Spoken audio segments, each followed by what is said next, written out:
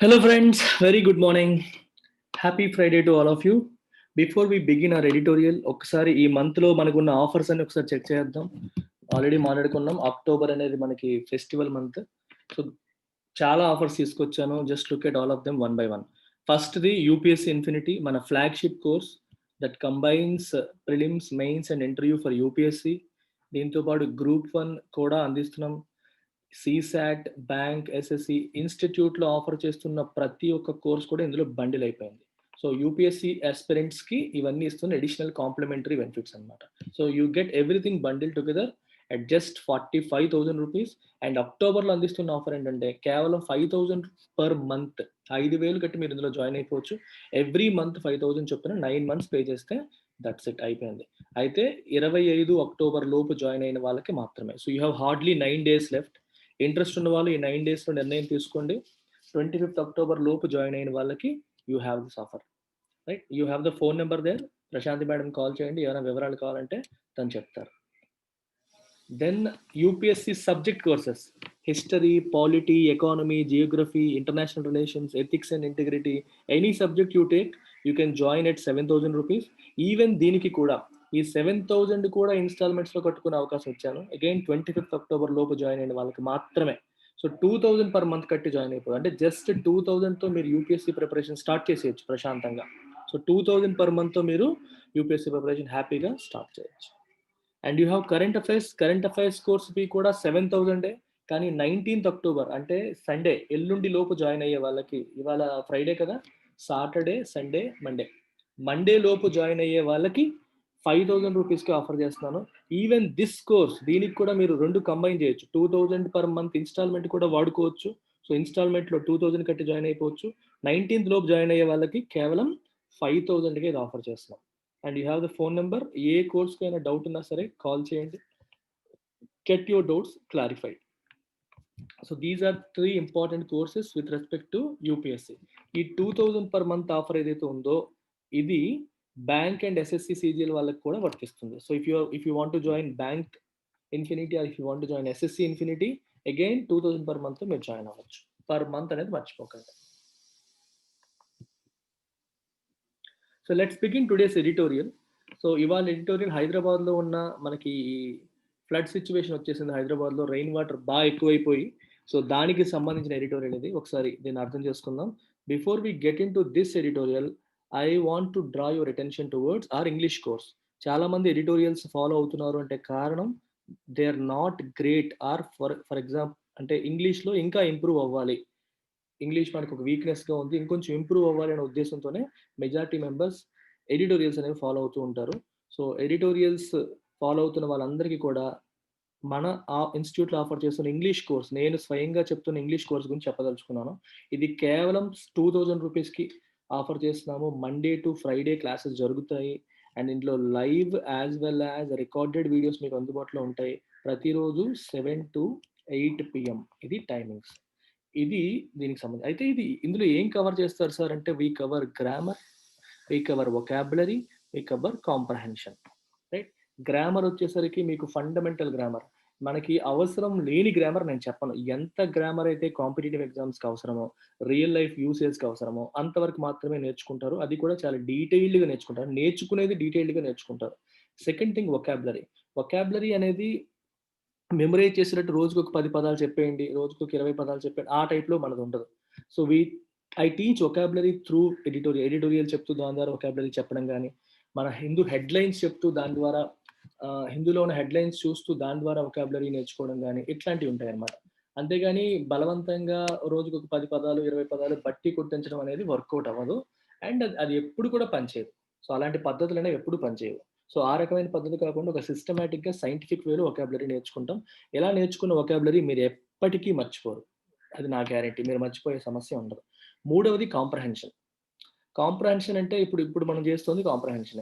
పెద్ద పెద్ద ప్యాసేజ్లు ఇచ్చినప్పుడు, పెద్ద పెద్ద పారాగ్రాఫ్స్ ఇచ్చినప్పుడు, పెద్ద పెద్ద సిచ్యువేషన్స్ ఇచ్చినప్పుడు వాటిని అర్థం చేసుకోవడం, కాంటెక్చువల్ మీనింగ్ ఐడెంటిఫై చేయడం, ఆథర్ ఏ పాయింట్ ఆఫ్ వ్యూలో చెప్తున్నారనేది తెలుసుకోవడం, ఇదంతా కూడా మనకి కాంప్రహెన్షన్ కిందకి వస్తుంది. సో ఈ 3 ఆస్పెక్ట్స్ ఉంటే you can crack any competitive exam that has English. English ఉన్న ఏ కాంపిటేటివ్ ఎగ్జామ్ అయినా క్రాక్ చేయొచ్చు.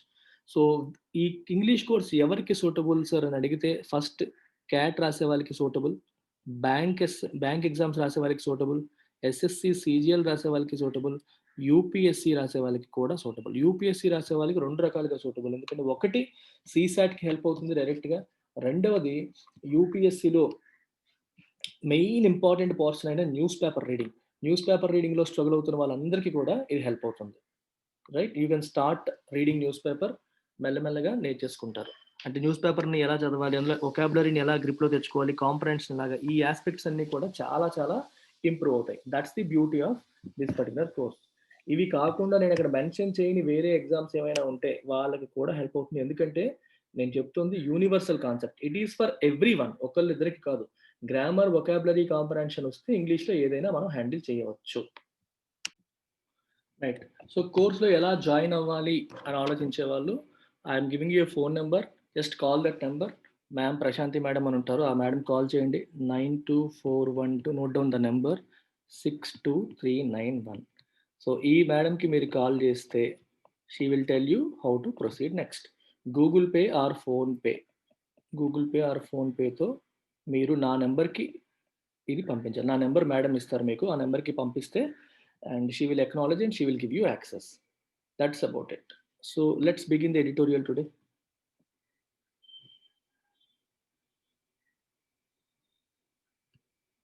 Right, so editorial start చేద్దాం.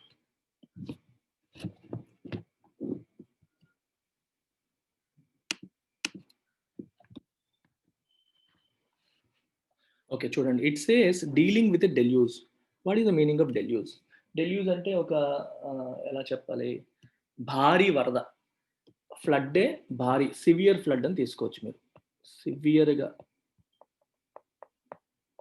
సివియర్ ఫ్లడ్ అని మనం తీసుకోవచ్చు. As floods swamp Hyderabad, the focus is on the inadequacy of drainage infrastructure. Floods అనేవి హైదరాబాద్ని swamp చేసాయి. స్వాంప్ అంటే ముంచెత్తాయి. స్వాంప్ అంటే అర్థం ఏంటి? ఒక్కసారిగా వాటర్ ఒకే దగ్గరికి చేరిపోవడం. ముంచెత్తడం అంటాంగా తెలుగులో, swamp.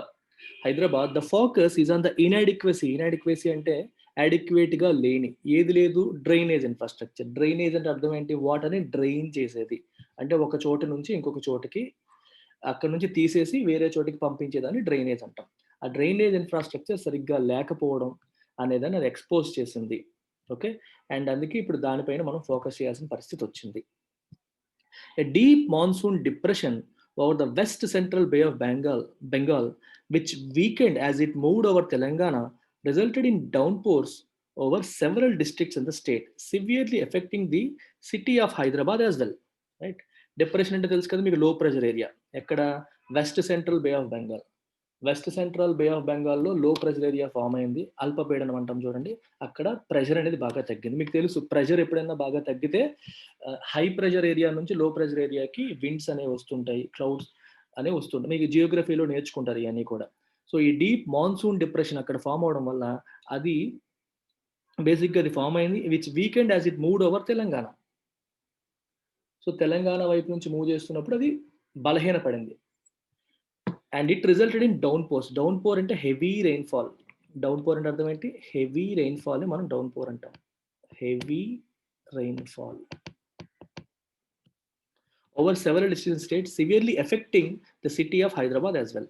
On October 13, the monthly average rainfall of Hyderabad for October was surpassed on a single day when 192 mm of rain fell. Surpass ante overcome, cross అని అర్థం, దాటడం అనమాట. సో అక్టోబర్ నెల మంత్లీ యావరేజ్ రెయిన్ఫాల్ ని ఒక్క రోజులోనే October 13th దాటేసింది. అంత ఎక్కువ వర్షం పడింది అనమాట. జనరల్గా మంత్ అంతా యావరేజ్గా ఎంత పడుతుందో దానికంటే ఎక్కువ వర్షం ఒక సింగిల్ డే రోజు పడిపోయింది. According to the India meteorological department, ఇది మీకు తెలుసు కదా, weather phenomenon, forecasting weather, next ఏం జరుగుతుంది, రానున్న 24 గంటల్లో భారీ వర్షం, ఇలా చెప్తారు చూడండి. ఆ డిపార్ట్మెంట్ మనం ఈ మెటీరియలాజికల్ డిపార్ట్మెంట్ అంటాం. This is the highest rainfall for October recorded in Telangana's capital since 1903. 1903వ సంవత్సరం నుంచి ఈ రోజు వరకు ఆల్మోస్ట్ 100 సంవత్సరాల హిస్టరీ తిరిగేస్తే ఇంత వర్షం ఎప్పుడు హైదరాబాద్లో పడలేదు, అంత ఎక్కువగా పడింది. Such a high intensity downpour in a short span is bound to affect a densely populated urban area, and Hyderabad was no exception. ఇంత దారుణంగా వర్షం పడితే, హై ఇంటెన్సిటీతో వర్షం పడితే, అది కూడా తక్కువ టైంలో, it is bound to effect a densely populated urban area. Densely populated అంటే హై డెన్సిటీ, జనసాంద్రత ఎక్కువగా ఉన్న, అంటే తక్కువ ఏరియాలో ఎక్కువ మంది ప్రజలుంటే దాన్ని డెన్స్‌లీ పాపులేటెడ్ అంటాం.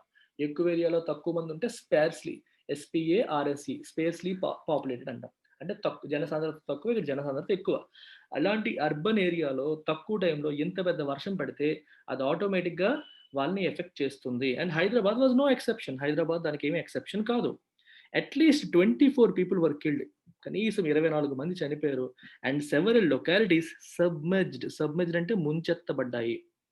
ఓకే. ఇందాక స్వాంప్ అన్నాం. స్వాంప్ అంటే ఒక్కసారిగా వాటర్ అందులోకి వచ్చేయడం. సబ్మెర్జ్ అన్నా కూడా మీకు మునిగిపోవడం అంటాం చూడండి. సబ్మెర్జ్డ్, ఓడ మునిగిపోయింది. The ship was submerged. So ఇక్కడేంటంటే ఇన్ని ప్రాంతాలు, సెవెరల్ లొకాలిటీస్ అన్నీ కూడా మునిగిపోయాయి. ముంపుకు గురయ్యాయి. రైట్. And isolated. ఐసోలేటెడ్ అంటే అర్థం ఏంటి? సెపరేట్ అయిపోయి. సెపరేట్ అంటే వాటికి మిగిలిన వాటితో కనెక్షన్ కట్ అయిపోయిందనమాట. కనెక్షన్ ఎలా కట్ అయిపోతుంది? మొత్తం వాటర్‌తో ఉండేటప్పుడు ఎవరు అక్కడికి వెళ్ళలేరు కదా! ఆ రకంగా అది ఐసోలేట్ అయిపోయింది. సెపరేట్ అయిపోయింది. Following incessant rains. ఇన్సెసెంట్ అంటే ఎడతెరిపి లేకుండా అంటాం చూడండి మనం తెలుగులో. ఎడతెరిపి లేకుండా. ఎడతెరిపి అంటే అర్థం ఏంటి? గ్యాప్ లేకుండా. Without any gap. దీనికి ఇంకొక పదం మీరు నోట్ చేసుకుంటే ఇలా రాసుకోవచ్చు. రిలెంట్‌లెస్. ఎటువంటి గ్యాప్ ఇవ్వకుండా. అన్‌రిలెంటింగ్, రిలెంట్‌లెస్ ఇలా మీరు రాసుకోవచ్చు. ఎటువంటి గ్యాప్ ఇవ్వకుండా ఉదయం నుంచి వర్షం పడుతూనే ఉంది. It has been raining incessantly since morning. Okay. It has been అలా అంటాం అనమాట. ఎడతెరిపి లేకుండా అంటాం తెలుగులో. దాన్ని ఇన్సెసెంట్ రెయిన్స్ అంటారు. And the overflowing of cities lakes. City యొక్క లేక్స్ కూడా ఓవర్‌ఫ్లో అయిపోతున్నాయి. ఈ చిన్న చిన్న లేక్స్ ఏవైతే ఉంటాయో అవన్నీ కూడా పొంగి, వాగులు, వంకలన్నీ కూడా పొంగి పొర్లుతున్నాయి. ఎందుకు?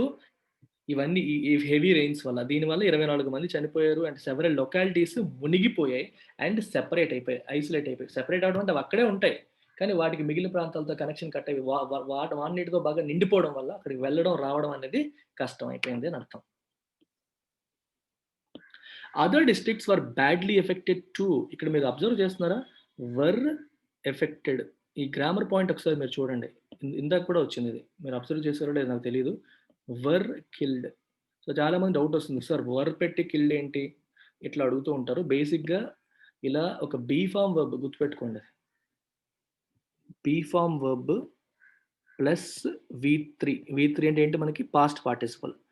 ఇది చాలా చాలా important aspect. Be form verb plus past participle. ఈ 2 కాంబినేషన్‌లో ఎప్పుడైనా కనిపిస్తే that means it is passive voice. అది పాసివ్ వాయిస్‌లో రాశారు అని అర్థం. పాసివ్ వాయిస్‌లో రాశారంటే అర్థం ఏంటి? అందులో ఏదైతే సబ్జెక్ట్‌గా చెప్పబడుతుందో అది ఏంటి? It receives the action. Passive వాయిస్‌లో ఆబ్జెక్ట్ సబ్జెక్ట్ అవుతుంది కదా! ఆబ్జెక్టే సబ్జెక్ట్ అయిపోతుంది. ఇప్పుడు మీకు ఎగ్జాంపుల్‌గా తీసుకుంటే ఇక్కడ మీకు కనిపిస్తుంది.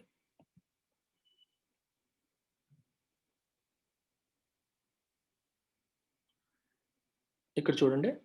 అదర్ డిస్ట్రిక్ట్స్ వర్ ఎఫెక్టెడ్. అవి ప్రభావితం చేయబడ్డాయి. అలాగే చూడండి వర్ కిల్డ్ చంపబడ్డారు. 24 మంది చంపబడ్డారు. ఇప్పుడు అక్కడ వర్ తీసేసి ఓన్లీ కిల్డ్ అని పెట్టామనుకోండి. 24 మంది చంపారు అని వస్తుంది. ఈ 24 మంది వేరే ఎవరినో చంపారనే మీనింగ్ వస్తుంది. డిఫరెన్స్ అర్థమవుతుందా? 24 పీపుల్ కిల్డ్ అన్నాం అనుకోండి. 24 మంది చనిపోయారని కాదు. చంపారు అని మీనింగ్. 24 పీపుల్ వర్ కిల్డ్ అంటే చంపబడ్డారు అని మీనింగ్. మీరు ఒక్కసారిగా మారిపోతుంది మొత్తం. చంపబడ్డారంటే వాళ్ళే చనిపోయారు. చంపారంటే వాళ్ళు చంపారు. మొత్తం మారిపోతుంది మీనింగ్. బీ ఫార్మ్ ప్లస్ వి3 ఎప్పుడు కనిపించినా సరే blindly think it is passive voice. Passive voice అంటే మీకు మీనింగ్ అర్థమైంది కదా! చంపబడ్డారు, చంపారు. ఎ మ్యాంగో వాస్ ఈటెన్ అన్నాను. మ్యాంగో వాస్ ఈటెన్ అంటే మ్యాంగో తినబడింది. Right? I ate a mango. నేను తిన్నాను. ఐ ఏట్ అనేది active voice. Mango was eaten అనేది passive voice. So be form plus వి3. బీ ఫార్మ్ వెర్బ్స్ ఏమేమి ఉన్నాయి? ఈజ్, ఆర్, వస్, వర్, యామ్ కూడా ప్రెజెంట్ టెన్సే. అలాగే బీ, బీన్, బీయింగ్. ఈ 8టిని బీ ఫార్మ్ వెర్బ్స్ అంటారు. ఈ 8టిలో ఏదో ఒక వర్బ్ ప్లస్ తర్వాత పాస్ట్ పార్టిసిపల్ వస్తే ఆ కాంబినేషన్ మనం పాసివ్ వాయిస్‌గా ఐడెంటిఫై చేయాలి. చాలామంది బై లేకపోతే పాసివ్ వాయిస్ లేదు అనుకుంటారు. బై అనేది ఇండికేటర్ కాదు. బీ ఫార్మ్ ప్లస్ వి3 ఉంటేనే అది పాసివ్ వాయిస్. దాంతో పాటు బై ఉండొచ్చు, ఉండకపోవచ్చు. బై లేకపోయినా అది పాసివ్ వాయిస్. చూడండి ఈ సెంటెన్సెస్‌లో బై రాసారా? వర్ కిల్డ్ అన్నాడు. ఇక్కడేమో వర్ ఎఫెక్టెడ్ అన్నాడు. బై అనేది రాయలేదు. ఎవరి చేత, సబ్జెక్ట్ ఇంపార్టెంట్ కాదు అక్కడ పాసివ్ వాయిస్‌లో. Object important. ఆబ్జెక్ట్ లేకుండా పాసివ్ వాయిస్ ఫార్మ్ చేయలేం. ఇప్పుడు యాక్షన్ ఎవరి మీద జరిగింది? అది సబ్జెక్ట్ అవుతుంది కదా! ఎవరి మీద యాక్షన్ జరిగిందో అది ఇంపార్టెంట్. అది లేకుండా you cannot form passive voice. Right. అందుకే ఇంట్రాన్సిటివ్ వర్బ్స్‌కి పాసివ్ వాయిస్ ఉండదు. మీకు వర్బ్స్‌లో 2 రకాలుంటాయి. Transitive, intransitive. మీరొకసారి చెప్పేస్తాను.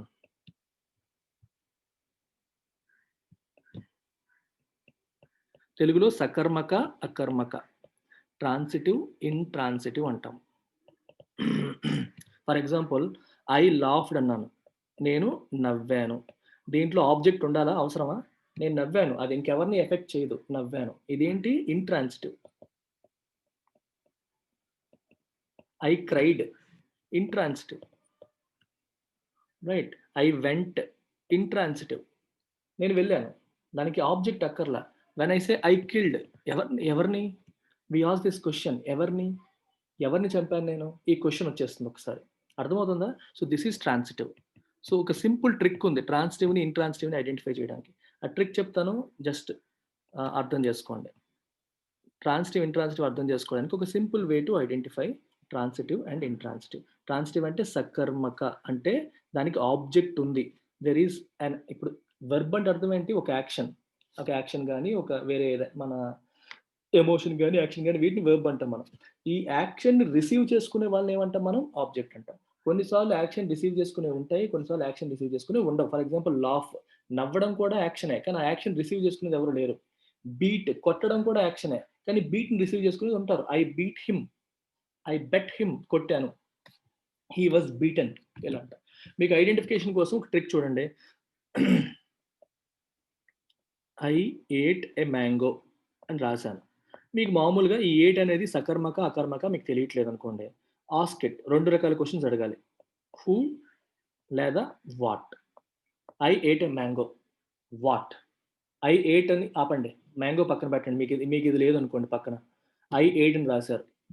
You ask a question what. ఏం తిన్నాను? ఆన్సర్ వచ్చిందా? Mango. If you are getting answer to this question that means it is transitive. అలాగే చూడండి. ఐ హిట్ అని రాసాను. హిట్ అని రాసాను. కొట్టాను. హూ. ఇక్కడ హూ ఆర్ హూమ్ ఆ సెన్స్‌లో తీసుకోండి. ఎవరిని? రమేష్. I hit Ramesh. ఎవరిని అని క్వెషన్ అడిగినప్పుడు ఆన్సర్ వచ్చింది అంటే అది సకర్మక. ఆన్సర్ రావట్లేదంటే అకర్మక. అంటే ట్రాన్సిటివ్, ఇంట్రాన్సిటివ్. గుర్తుపెట్టుకోవాల్సింది ఏంటి? ఇంట్రాన్సిటివ్ వర్బ్స్ వచ్చేటప్పుడు ఇంట్రాన్సిటివ్ వర్బ్స్‌కి పాసివ్ వాయిస్ ఉండదు. పాసివ్ వాయిస్ ఫార్మ్ చేయలేము. ఎందుకంటే ఆబ్జెక్ట్ ఉండదు. ఆబ్జెక్ట్ లేకుండా ఆబ్జెక్ట్‌ని సబ్జెక్ట్‌గా మారిస్తేనే కదా పాసివ్ వాయిస్ ఫార్మ్ చేయగలుగుతాం. ఆబ్జెక్ట్ ఉండదు కాబట్టి ఇంట్రాన్సిటివ్ వర్బ్స్‌తో మనం పాసివ్ వాయిస్ ఫార్మ్ చేయలేం. సో, పాసివ్ వాయిస్‌కి సంబంధించి చాలా చాలా ఇంపార్టెంట్ యాస్పెక్ట్ ఇది. మీకు ఎర్రర్ స్పాటింగ్‌లో చాలా ఎక్కువగా యూజ్ అవుతుంది నేను చెప్పిన కాన్సెప్ట్స్ అన్నీ కూడా. ఇవన్నీ మన రెగ్యులర్ క్లాసెస్‌లో అన్నీ డీల్ చేస్తాం.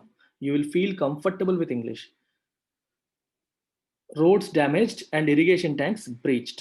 రైట్. ఇక్కడ కూడా చూడండి. రోడ్స్ డ్యామేజ్డ్ అంటే రోడ్లు డ్యామేజ్ చేశాయి అని కాదు.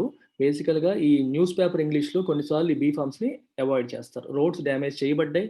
ఇరిగేషన్ ట్యాంక్స్ బ్రీచ్ చేయబడ్డాయి. ట్యాంక్ బ్రీచ్ అయిందంటే అర్థం ఏంటంటే బ్రేక్ చేసుకొని వచ్చేయడం. దాని బౌండరీని చుట్టూ ఉన్న ఏదైతే పెడతామో మనం చుట్టూ ఫెన్సింగ్ ఉంటదో దాన్ని బ్రేక్ చేసుకొని వచ్చేయడాన్ని బ్రీచ్ అంటాం. బ్రీచ్‌కి ఇంకో మీనింగ్ మీకు వయోలేట్ చేయడం. ఒక రూల్ అనేది మనల్ని బౌండ్ చేస్తుంది. ఈ రూల్ ఫాలో అవ్వాలని. ఆ రూల్ బ్రేక్ చేసామనుకోండి దాన్ని కూడా బ్రీచింగ్ అంటాం. అలా. The monsoon storm that never became a cyclone has managed to cross the east and west coast of India. స్టార్మ్‌కి ఇక్కడ చాలా మంది డౌట్ వస్తుంది. స్టార్మ్‌కి, సైక్లోన్‌కి డిఫరెన్స్ ఏంటి? The monsoon storm that never became a cyclone. ఇది స్టార్మే కానీ సైక్లోన్ అవ్వలేదు. స్టార్మ్ అంటే any violent disturbance in the weather or atmosphere is called storm. అంటే మీకు ఇప్పుడు చూడండి హెయిల్ స్టార్మ్ అంటాం. వడగళ్ళ వాన. అది నార్మల్ పరిస్థితి కాదు. వైలెంట్ డిస్టర్బెన్సే కదా! అలాగే డస్ట్ స్టార్మ్ అంటాం. ఇసుక తుఫాన్ అంటారు. Dust Storm. డస్ట్ సైక్లోన్ అని కాదు. చిన్నది. Dust Storm. ఒక ఈదురుగాలులతో కూడిన ఇసుక తుఫాను. దాన్ని మనం డస్ట్ స్టార్మ్ అంటాం. అలాగే స్టార్మ్ అనేది ఇట్ హాస్ మల్టిపుల్ కానోటేషన్స్. అది ఏదైనా వైలెంట్ డిస్టర్బెన్స్‌ని స్టార్మ్ అంటాం. సైక్లోనిక్ స్టార్మ్ అంటే అర్థం ఏంటి? సైక్లోన్ అంటే తెలుసు కదా! బాగా హైలీ లో ప్రెషర్ ఒక ఏరియాలో బాగా ఎక్కువ ప్రెషర్ తగ్గిపోతుంది. డిప్రెసింగ్ ప్రెషర్ వస్తుంది. సో, దానివల్ల ఏమవుతుంది వివిధ ప్రాంతాల నుంచి గాలులు మొత్తం ఆ ప్రాంతానికి వచ్చేస్తాయి. ఎందుకంటే హై ప్రెషర్ నుంచి లో ప్రెషర్ ఏరియాకి ఈ గాలులు అనేవి ట్రావెల్ చేస్తాయి కాబట్టి. బాగా అన్ని గాలులు ఒక దగ్గరికి వచ్చేసి అవి ఒక దగ్గర కాన్సంట్రేట్ అవుదామని ట్రై చేస్తాయి. కానీ ఎర్త్ రొటేషన్ వల్ల ఒక చోట కాన్సంట్రేట్ అవ్వలేక ఆ గాలి అనేది పైకి లేస్తుంది. అన్ని చోట్ల నుంచి లోపలికొచ్చిన గాలి ఒక్కసారిగా పైకి లేచి పైనుండి అట్మాస్ఫియర్‌ని చల్లబరుస్తాయి. గాలి పైకి లేవడం వల్ల చల్లబరిచి అక్కడ క్లౌడ్స్ ఫార్మ్ అవుతాయి. ఈ క్లౌడ్స్ ఫార్మ్ అయ్యి ఇవి సైక్లోనిక్ క్లౌడ్స్ అన్నమాట. సో, విపరీతమైన గాలులుంటాయి. సైక్లోన్‌లో మనకి ఎప్పుడు కూడా నార్మల్‌గా పడే వర్షం సైక్లోన్ కాదు. విపరీతమైన గాలులతో కూడిన వర్షం. ఇలాంటి హై ప్రెషర్, ఈ లో ప్రెషర్ ఏరియా ఫార్మ్ అయ్యి మొత్తం గాలులన్నీ అక్కడికి చేరి దీన్ని సైక్లోన్ అంటాం. అంటే బేసిక్ ఇప్పుడు పడింది ఓన్లీ వర్షం మాత్రమే. సైక్లోన్‌కి అది మారలేదు. అందుకనే రాసాడు. ద మాన్సూన్ స్టార్మ్ పెద్ద వర్షం ఇది. కానీ అది that never became a cyclone. సైక్లోన్‌గా మారలేదు. Has managed to cross the east. Andhra Pradesh దాటిపోయింది. West Coast, north Karnataka, Maharashtra కూడా దాటిపోయింది. This is rare and rain related disaster event that is difficult to plan for. ఇది రేర్ ఈవెంట్. జనరల్‌గా మనం సైక్లోన్‌ని ఫేస్ చేయడం అనేది మనకి చాలా సార్లు చూస్తాం. తిత్లీ సైక్లోన్ గాని ఇలాంటివి చూస్తూనే ఉన్నాం. కానీ రెయిన్ రిలేటెడ్ డిజాస్టర్ ఇది ఓన్లీ వర్షంతోనే ఇంత డ్యామేజ్ జరిగింది. సైక్లోన్ లేకుండా. అండ్ దీన్ని ప్లాన్ చేయడం కూడా కష్టం ఇలాంటి వాటికి. Floods and deluges like any other disaster disproportionately effect the poor. Floods అంటే వరదలు, డెల్యూజెస్ అంటే ఇంకా సివియర్ వరదలు. ఇవన్నీ కూడా లైక్ ఎనీ అదర్ డిజాస్టర్ మిగిలిన ప్రకృతి వైపరీత్యాల్లాగే డిజాస్టర్స్ లాగే డిస్‌ప్రపోర్షనేట్‌లీ ఎఫెక్ట్ ద పూర్. చూడండి, పూర్‌ని రిచ్ కంటే ఎక్కువగా ఎఫెక్ట్ చేస్తాయి. డిస్‌ప్రపోర్షనేట్‌లీ అంటే అర్థం అది. ప్రపోర్షనేట్‌లీ అంటే అర్థం ఏంటి? అందరికీ సమానంగా అందరిని ఒకేలాగా బాధిస్తే ప్రపోర్షనేట్ అంటాం. కానీ ఎప్పుడు డిజాస్టర్స్ వచ్చినా, ఇప్పుడు మనకి కరోనా లాంటి జబ్బులొచ్చినా, ఆహ్, వ్యాధులొచ్చినా, లేకపోతే మలేరియా లాంటివొచ్చినా ఎప్పుడు కూడా రిచ్ కంటే పూర్ ఎక్కువగా ఎఫెక్ట్ అవుతారు. ఎందుకంటే రిచ్‌కి క్యాష్ ఉండడం వల్ల వాళ్ళు ప్రొటెక్ట్ చేసుకోగలుగుతారు. అంటే వాళ్ళుండే ఏరియాస్ గాని, వాళ్ళుండే ఇల్లు గాని ఇవన్నీ కూడా. పూర్ లోతట్టు ప్రాంతాల్లో చిన్న గుడిసెల్లో ఉంటారు. అవి ఒక్కసారిగా ముంచెత్తిపోతాయి. ఇళ్లల్లోకి వాటర్ చేరిపోయి ఉన్నది తట్టా బుట్టా సర్దుకొని బయటికెళ్ళిపోవాల్సిన పరిస్థితొస్తుంది. అందుకనే డిస్‌ప్రపోర్షనేట్‌లీ అంటే మోర్ థాన్ రిచ్ కంటే కూడా పూర్‌కి ఎక్కువగా ఎఫెక్ట్ చేయడం అనేది జరుగుతుంది. Disaster management agencies have managed to limit the impact of the disaster as many of those marooned in the submerged areas and flooded houses were rescued. Rescued అంటే అర్థం ఏంటి? Rescue చేయడం అంటే ప్రొటెక్ట్ చేయడం, కాపాడడం. వాళ్ళని కాపాడారు. రెస్క్యూడ్ చూసారా? మళ్ళీ పాసివ్ వాయిస్. వాళ్ళందరూ కూడా కాపాడబడ్డారు. రెస్క్యూ చేయబడ్డారు. ఎవరి చేత? డిజాస్టర్ మేనేజ్మెంట్ ఏజెన్సీస్ చేత. Okay. They have managed to limit the impact of disaster. వాళ్ళు రంగంలోకి దిగి డిజాస్టర్ యొక్క ఇంపాక్ట్, దాని యొక్క ప్రభావాన్ని లిమిట్ చేయగలిగారు. Right. As many of those marooned అంటే చిక్కుకుపోయిన, ట్రాప్డ్ అని అర్థం అన్నమాట. ఒక ఒక ప్లేస్‌లో మీరు ట్రాప్ అయిపోయారనుకోండి. చుట్టూ ఒక ఐలాండ్ చూడండి. మనకి 'చిరుత' సినిమా చూసారా? 'చిరుత' సినిమాలో హీరో, హీరోయిన్ ఒక ఐలాండ్‌లో చిక్కుకుపోతారు. And you can say they were marooned there. ఇంకెవరు లేరు. అక్కడే ఇరుక్కుపోయారు, చిక్కుకుపోయారు. చుట్టూ ఏమీ లేదు అనే పరిస్థితి. ఇప్పుడు కూడా అంతే. మొత్తం ఇందాకే మనం మాట్లాడుకున్నాం.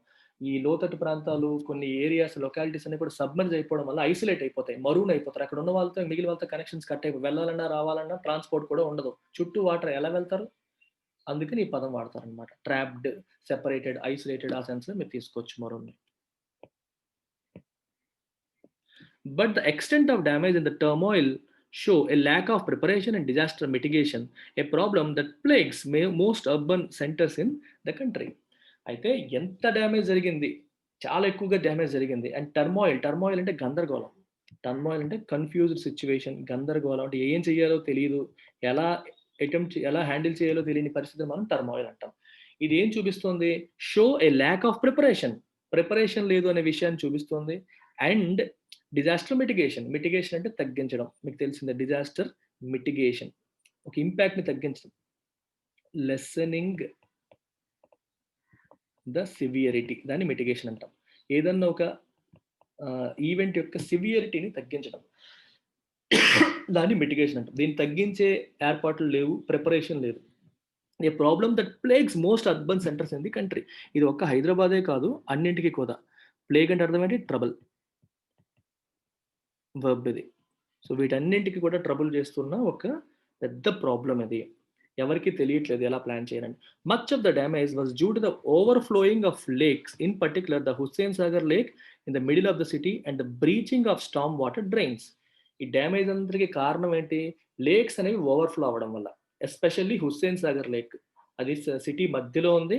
And the breaching of Storm water drains. Storm water కోసం ఏర్పాటు చేయబడే డ్రైనేజ్ సిస్టమ్ ఏదైతే ఉందో దాన్ని బ్రీచ్ చేయడం. అంటే పగలగొట్టుకొని బయటకొచ్చేయడం. అంటే అంత ఎక్కువ వాటర్ అయిపోయింది.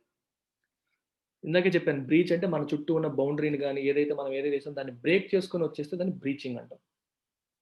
Construction over lake beds and encroachments of drainage channels have been identified as problems that have exacerbated flooding and inundation in the city in the past. The deluge in August 2000, for example. Okay. Construction over lake beds. ఇది మనకి బాగా అలవాటేగా సిటీస్‌లో. ఎక్కడైతే చెరువులు ఉంటాయో, ఒకప్పుడు చెరువులుగా ఉండే ప్రాంతాలని రియల్ ఎస్టేట్ వాళ్ళు కొనేసి, లేకపోతే దాన్ని ఆక్యుపై చేసేసి, అక్కడ కన్‌స్ట్రక్షన్స్ చేయడం. వాటర్ ఉండడానికి స్పేస్ లేకుండా అయిపోయి, ఇంక రోడ్ల మీద, ఇళ్ళ మీదకొచ్చేస్తది. సో, ఇది ఒక కారణం. రెండోది ఎన్‌క్రోచ్‌మెంట్స్. ఎన్‌క్రోచ్‌మెంట్ అంటే మనకి కబ్జా లాగనమాట. Of drainage channels. Drainage channels ఏవైతే ఉంటాయో, వాటిల్లోకి వీళ్ళు దూరిపోవడం. చొరబాటు. చొరబాటు అంటాం ఎన్‌క్రోచ్ అంటే. డ్రైనేజ్ వెళ్ళే ప్లేసెస్‌లో కూడా డ్రైనేజ్ అంటే తెలుసు కదా! ఎక్సెస్ వాటర్‌ని ఇక్కడ నుంచి తీసుకెళ్ళి ఒక డెసిగ్నేటెడ్ ప్లేస్‌కి తీసుకెళ్ళేదాన్ని మనం డ్రైనేజ్ సిస్టమ్ అంటాం. ఆ డ్రైనేజ్ ఛానెల్స్ కూడా నార్మల్‌గా వెళ్ళనీయకుండా వాటిని కూడా ఎన్‌క్రోచ్ చేసేసి, వాటిని కూడా ఆక్యుపై చేసేసి, ఈ ఏదైతే జరుగుతుందో ఇవన్నీ కూడా కారణాలు. దేనికి? ఫ్లడ్డింగ్‌కి, ఇనండేషన్‌కి. ఓకే. అవి ఫ్లడ్డింగ్‌కి, ఇనండేషన్‌కి కారణాలు కాదు. ఎగ్జాస్పరేషన్స్‌కి కారణం. అర్థమైందా? ఎగ్జాస్పరేట్ అంటే అర్థం ఏంటి? ఒక ప్రాబ్లమ్ ఇంకా పెద్దది. To make something worse. Exasperate అంటే to make something worse or worsen అని రాసుకోవచ్చు. ఒక సింగిల్ వర్డ్‌లో రాయంటే వర్సెన్. సిట్యుయేషన్ ఇంకా వరస్ట్‌గా చేయడం. ఆల్రెడీ బాలేదు. From bad to worse. Situation ఇంకా పాడు చేయడానికి ఇవి కారణాలయ్యాయి. దేనికి? Flooding and inundation. ఇనండేషన్ అంటే ముంచెత్తడం. ఇనండేషన్ అంటే అర్థం ఏంటి? ముంచెత్తడం. సబ్మెర్జ్ అన్న మునిగిపోవడం. స్వాంప్ అన్న ఒక్కసారిగా నీరు చేరిపోవడం. ఒక్కసారిగా చేరిపోవడం. ఇవన్నీ కూడా దానికి సంబంధించిన vocabulary. In the city in the past. గతంలో సిటీలో ఇవి జరగడానికి, ఆ ప్రాబ్లమ్స్ ఇంకా పెద్దవడానికి కారణం ఏంటి? ఈ encroachments, illegal encroachments. Drainage channels పైన ఈ చొరబాట్లు మరియు లేక్ బెడ్స్ పైన జరుగుతున్న construction. But the little that has been done to unblock existing storm drains over the last decade has not been enough to handle the requirements of the city, which still depends upon an antiquated sewerage and drainage system. మళ్ళీ కొంచెం grammar చెప్పాల్సిన పరిస్థితి వచ్చింది చూడండి. ఇక్కడ ఏం పదం వాడారు? ద లిటిల్ అన్నారు. లిటిల్ గురించి నేను ప్రతిసారి టచ్ చేస్తాను. మీరు చూడండి. Little, a little, the little. మూడింటికి డిఫరెన్స్ చూసుకోండి ఎప్పుడైనా. లిటిల్ అని రాసి వదిలేసారనుకోండి, నన్, నథింగ్ అని అర్థం. ఏం లేదు. ఐ హావ్ లిటిల్ మనీ అంటే నా దగ్గర మనీయే లేదు అని అర్థం. లిటిల్ అంటే కొంచెం, సమ్ అనే మీనింగ్. కొంచెం ఉంది. We have a little money left. కొంచెం మనీ ఉంది. ద లిటిల్ అంటే తెలుగులో రాసుకొని చూడండి. ఏ కొంచెం అయితే. ఏ కొంచెం అయితే. ద అనేది ఎప్పుడు కూడా ఏంటి? ద అనేది ఏంటి? Definite article. Definite article. Definite article పనేంటి? స్పెసిఫిక్‌గా ఒక పర్టిక్యులర్‌ది అది పాయింట్ చేస్తుందనమాట. ద లిటిల్ మనీ అని చెప్పినప్పుడు ద లిటిల్ చూడండి. The little that has been done అని రాసారు. The little that has been done అంటే ఏ కొంచెమైతే చేశారో, వాటెవర్ ద లిటిల్ ఏ కొంచెమైతే చేశారో అలాగనమాట. The little money that I had నా దగ్గర ఏ కొంచెం మనీ ఉండేదో, ఆ మనీ నేను రిఫర్ చేసేటప్పుడు the little money that I had అంటాను. ఆ మనీ గురించి రిఫర్ చేస్తున్నాను. I have a little money నా దగ్గర కొంచెం మనీ ఉంది. ఇక్కడేం లేదు. ఇక్కడ ద అని అనక్కర్లా. దాన్ని నేను రిఫర్ చేయట్లేదు. ఉంది అని చెప్తున్నాను అంతే. ఏదైతే ఉందో అని చెప్పేటప్పుడు ద లిటిల్ వస్తుంది. సో చాలా చాలా ఇంపార్టెంట్. మీకు ఇది నేను చాలా సార్లు క్లాస్‌లో కూడా చెప్తూ ఉంటాను. మీకు ఎప్పుడు కూడా డెఫినిట్ ఆర్టికల్‌కి, ఇండెఫినిట్ ఆర్టికల్‌కి, ఏకి, దకి డిఫరెన్స్ కావాలంటే ఒక మంచి ఎగ్జాంపుల్ చెప్తాను. ఈ ఎగ్జాంపుల్ చాలా రిపీటెడ్‌గా అంటే క్లాస్ విన్న వాళ్ళకి రిపిటీషన్ ఉంటుంది. మీకు కొత్తగా ఉంటుంది. చూడండి. I saw a beautiful girl. I saw A beautiful girl. నేను ఒక అందమైన అమ్మాయిని చూసాను. అక్కడ ఏ ఆర్టికల్ ఏది వాడాను? ఏ. A beautiful girl. ఒక అందమైన అమ్మాయిని చూసాను. Full stop. Next day the girl wore pink churidar. ఇప్పుడేం రాసాను? ఏ గర్ల్ అనట్లా. ద గర్ల్ అంటున్నా. ఎందుకు ద గర్ల్ అంటున్నాను? Now I am referring to the girl I had seen. I have seen. Already నేను చూసిన అమ్మాయిని రిఫర్ చేస్తున్నాను. రెండో సెంటెన్స్‌లో ద వాడాను. మొదటి సెంటెన్స్‌లో ఏ వాడాను. మొదటి సెంటెన్స్‌లో తనెవరో నాకు తెలీదు. ఒక అమ్మాయి. రీడర్స్‌కి కూడా తెలీదు. చూసే వాళ్ళకి, వినే వాళ్ళకి కూడా తెలీదు. ఒక అమ్మాయిని చూసాననేటప్పుడు ఏ అన్నాను. ఆ అమ్మాయి రెండోసారి ఏం చెప్తున్నాను తెలుగులో? ఆ అమ్మాయి specifically I am referring to that girl. ఆ అమ్మాయి పింక్ చుడీదార్ వేసుకుంది. The girl. అర్థమవుతుందా? ఇప్పుడు ద అంటే ఎవరో అని అనుకోక్కర్లా. ఆల్రెడీ మనం రిఫర్ చేసాము అని అర్థం. ఎవరా అమ్మాయి? నేను నిన్న చూసిన అమ్మాయి. అమ్మాయి పేరు తెలియక్కర్లేదు, ఊరు తెలియక్కర్లేదు. కానీ నేను నిన్న చూసిన అమ్మాయి అంతే. అలా మనం గ్రామర్‌ని చక్కగా నేర్చుకోవచ్చు ఇంగ్లీష్‌లో. ఇంగ్లీషే చాలా ఈజీ సబ్జెక్ట్. ఓకేనా? So, the little that has been done to unblock existing storm drains over the last decade has not been enough to handle requirements of the city. ఇప్పటి వరకు ఏదైతే చేసారో ఎగ్జిస్టింగ్ స్టార్మ్ డ్రైన్స్‌ని అన్‌బ్లాక్ చేయడానికి, అవి ఒక చోట ఈ ఇనండేషన్ జరగకుండా అవి ఫ్రీగా వాటర్ ఎక్కడి నుంచి ఎక్సెస్ వాటర్ నిలిచిపోకుండా వెళ్ళిపోవడానికి ఏదైతే చేసారో అది సరిపోలేదు. Okay. Has not been enough to handle the requirements of the city. City రిక్వైర్మెంట్స్‌కి హ్యాండిల్ చేయడానికి అది సరిపోలేదు. ఈ సిటీ ఎటువంటి సిటీ ఇది? The city which still depends upon an antiquated sewerage and drainage systems. Antiquated అంటే అవుట్‌డేటెడ్, పాతది. ఓల్డ్ ఫ్యాషన్డ్, అవుట్‌డేటెడ్ అని అర్థం అన్నమాట. ఎప్పటిదో డ్రైనేజ్ సిస్టమ్ ఎప్పటికి రన్ చేస్తున్నారు. సిటీ గ్రో అయిపోయింది. దీనికి అది సపోర్ట్ చేయట్లేదు. సో ఏం రాసారు? సీవరేజ్ అండ్ డ్రైనేజ్ సిస్టమ్స్ అన్నారు. సీవరేజ్ అనేది బేసికల్‌గా అండర్ గ్రౌండ్. అంటే మనం మ్యాన్ మేడ్ అన్నమాట ఇది. 2 ఒకలాంటివే. మీనింగ్స్ ఒకటే. డ్రైనేజ్‌కి సీవరేజ్‌కి మీనింగ్ ఒకటే. కానీ సీవరేజ్ అనేది మనం కన్‌స్ట్రక్ట్ చేసి అండర్ గ్రౌండ్ నుంచి వెళ్ళడానికి కన్‌స్ట్రక్ట్ చేస్తాం చూడండి, దాన్ని సీవరేజ్ అంటాం. ఈ 2 కూడా ఎక్సెస్ వాటర్‌ని డ్రైన్ చేయడానికే వాడే పదాలు. ఓకే. ఎక్సెస్ వాటర్‌ని డ్రైన్ చేయడానికి వాడే పదాలే సీవరేజ్. అయితే డ్రైనేజ్ అనేది నేచురల్‌గాను ఉంటుంది, మ్యాన్ మేడ్‌గాను ఉంటుంది. నేచురల్‌గా కూడా డ్రైనేజ్ సిస్టమ్స్ ఉంటాయి. నేచురల్ డ్రైనేజ్ సిస్టమే కదా రివర్. రివర్ అనేది ఏంటి? Natural drainage system. మౌంటైన్ దగ్గర నుంచి వచ్చి సముద్రంలోకి వెళ్ళడానికి ఒక పర్టిక్యులర్ దారిలో వెళ్తుంది. ఆ దారిలో వెళ్ళేదే రివర్ అయిపోతుంది. So drainage can be both natural and artificial. Sewerage is generally artificial. జనరల్‌గా బయటికి కనిపించే అండర్ గ్రౌండ్ సిస్టమ్ అన్నమాట. ఇవి పాతవి హైదరాబాద్‌లో ఉన్నవి. అందువల్ల అది సరిపోవట్లేదు. Hyderabad urgently needs to expand and remodel it's drainage system. Drainage సిస్టమ్‌ని రీమోడల్ చేయాల్సిన అవసరం ఉంది. అది కూడా అర్జెంట్‌గా. Besides lakes and canals, wetlands and watersheds play a vital role in absorbing excess rainfall, but regrettably, rapid urbanization of the Twin Cities has resulted in the loss of a large portion of the wetlands. ఇక్కడ 2 పదాలు వచ్చాయి చూడండి. Wetland, water shed. Wetland అంటే అర్థం ఏంటి? Water shed అంటే అర్థం ఏంటి? ఇవన్నీ జియోగ్రఫీలో మీరు చూసే పదాలు. ఒకసారి వెట్లాండ్ అంటే చూడండి, ఎనీ ఏరియా, వాటర్‌తో కూడిన ఏదైనా ఏరియా. సో చుట్టూ ల్యాండ్ ఉంటుంది. చుట్టూ గాని ఆ మొత్తం ల్యాండ్ ఉంటుంది. మధ్యలో ఈ నీళ్ళతో ఉండే సరస్సు గాని ఏదైనా ఉంటుంది. అయితే అది వెట్లాండ్ అయిపోతుందా? మా ఊర్లో ఒక చెరువు ఉంది సార్, అది వెట్లాండ్ అంటే కాదు. వెట్లాండ్ అని దేన్నంటామంటే, ఈ water plays an important role in that area. ఏ రకంగా? అక్కడ వెజిటేషన్‌కి గాని, అంటే అక్కడ మొక్కలు ఆ వాటర్ బేస్ చేసుకొని, ఆ వాటర్‌లో మంచి మంచి మొక్కలు, వాటర్‌లో ఉండే ఈ పువ్వులు గాని, ఇవన్నీ గాని రావడం గాని, ఎస్పెషల్లీ ఈ మనకి పక్షులు, ఇంకా మనకి బాతులు ఇవన్నీ ఉంటాయి చూడండి. వైల్డ్ లైఫ్ మన ఇవి కూడా ఆ వాటర్‌ని బేస్ చేసుకొని ఎక్కువగా అక్కడ చేరుతున్నాయనుకోండి. దట్ మీన్స్ దట్ ఆ వాటర్ అనేది చాలా ఇంపార్టెంట్. ఎందుకంటే దాన్ని బేస్ చేసుకొని ఒక ఎకో సిస్టమ్ ఫార్మ్ అయిందక్కడ. కొన్ని రకాల వెజిటేషన్ గాని, మొక్కలకి మన ఈ పక్షులు గాని, లేకపోతే ఈ వాటర్‌లో ఉండే ఇవి గాని, జంతువులు గాని, ఇవన్నీ కూడా ఫార్మ్ అవ్వడం వల్ల దానికి చాలా ఇంపార్టెన్స్ వచ్చింది. అలా వాటర్ అనేది మేజర్ రోల్ ప్లే చేస్తుంది అంటే దాన్ని వెట్లాండ్ కింద కన్సిడర్ చేస్తారు. మీకు రామ్‌సర్ కన్వెన్షన్ అని వినుంటారు. మీరు చాలా ఇంపార్టెంట్ అది. అదేంటో ఒకసారి నాకు కామెంట్స్ రూపంలో పెట్టండి. Ramsar convention. అలాంటి రామ్‌సర్ కన్వెన్షన్‌లో ఉండబడిన ఏపీలో ఉన్న సరస్సులు ఏమైనా ఉన్నాయా? ఉంటే రాయండి. లేకపోతే ఇంకా కంట్రీలో ఎక్కడున్నాయో వాటి పేర్లు రాయండి. చాలా చాలా ఇంపార్టెంట్ అది. ఇది మీకు యాక్చువల్‌గా స్టాటిక్ పోర్షన్ కింద జీకేలో అడుగుతారు. అది wetland. Then what about watershed? Watershed అంటే అర్థం ఏంటంటే, ఇది చాలా మీకు వాటర్ షెడ్ అనేది 2 రకాలుగా మనకు కనిపిస్తూ ఉంటుంది. అంటే 2 మీనింగ్స్ ఉన్నాయి దీనికి. ఒకటి జియోగ్రఫీ పరంగా మీనింగ్, రెండోది మనం బ్రాడ్‌కాస్టింగ్ న్యూస్‌లో వాడతారు ఈ పదాన్ని. జియోగ్రఫీ మీనింగ్ ఏం చేస్తుందంటే, వాటర్ షెడ్ ఏం చేస్తుందంటే, ఒక వాటర్‌ని ఒక స్పెసిఫిక్ డైరెక్షన్‌లో మళ్లిస్తుంది. మీకు ఫర్ ఎగ్జాంపుల్ మీకు ఇందాక చెప్పాను. ఇక్కడ మన కొండ ప్రాంతాల్లో ఇప్పుడు చాలా నదులు ఈ కొండలు హిమాలయాల్లో గట్రా పుడతాయి చూడండి. అక్కడి నుంచి వచ్చిన నదీ ప్రవాహం అనేది అడ్డదిడ్డంగా రకరకాల ప్లేసెస్‌లో వెళ్ళిపోకుండా ఒక పర్టిక్యులర్ స్ట్రీమ్‌లోకి మళ్ళడానికి, లేదా ఒక పర్టిక్యులర్ ఏరియాలోకి మళ్ళడానికి సహాయపడే ఈ నేచురల్ ఫార్మేషనే వాటర్ షెడ్ అంటాం. అంటే ఆ వాటర్ షెడ్ ఏం చేస్తుంది? వాటరు ఒక పర్టిక్యులర్ డైరెక్షన్‌లో ఒక స్ట్రీమ్‌లోకి, ఒక ప్రవాహంలోకి వెళ్ళేలాగా మారుస్తుంది. అది ఎవరో వెళ్లి చేసారా? చేయట్లేదు. అది ఆర్టిఫిషియల్‌గాను చేయొచ్చు.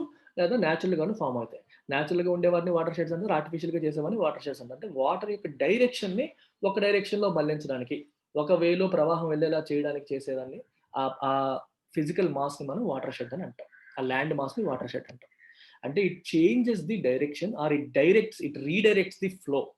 అందుకే ఇదే మీనింగ్తో మీకు వాటర్ షెడ్ ఈవెంట్ అని చెప్పి అంటారు చాలా సందర్భాల్లో.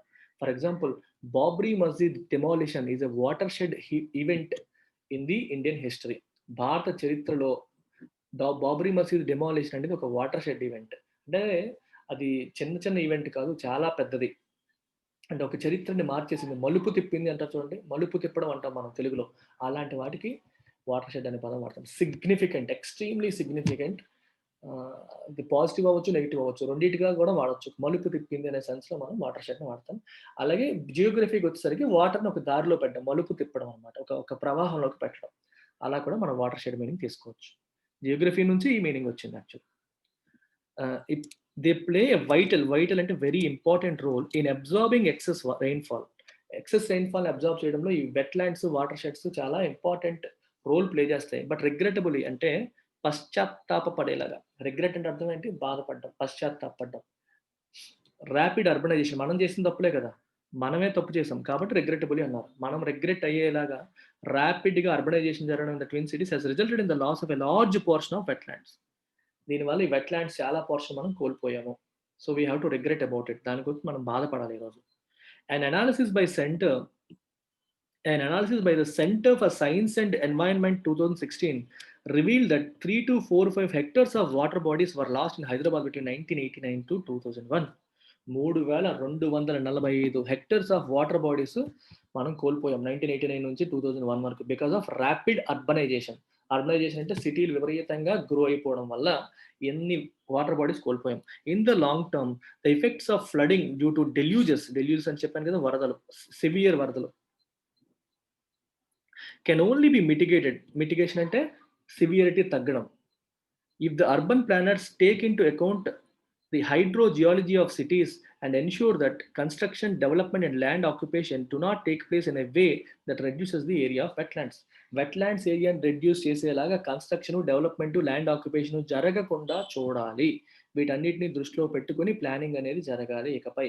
అప్పుడే వీటి నుంచి వచ్చే ఇంపాక్ట్, మనం వరదలను అరికట్టలేము. వరదల ద్వారా వచ్చే ఇంపాక్ట్‌ని అరికట్టగలుగుతాము. మిటిగేషన్ అంటే ఇక్కడ అరికట్టడం, తగ్గించడం. దాని యొక్క ఇంపాక్ట్ సివియారిటీని తగ్గించడం అన్నమాట. That's about it, guys. Thank you very much. Take care.